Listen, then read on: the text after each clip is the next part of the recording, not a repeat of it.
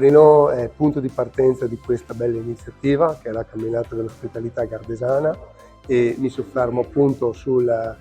tema dell'ospitalità. Venite a Caprino, venite nel nostro territorio appunto come ospiti, non come turisti, e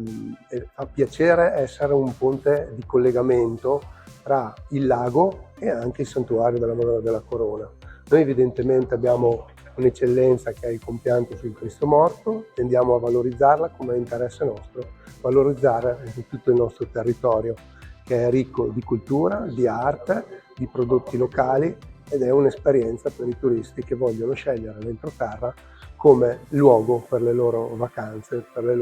loro relax.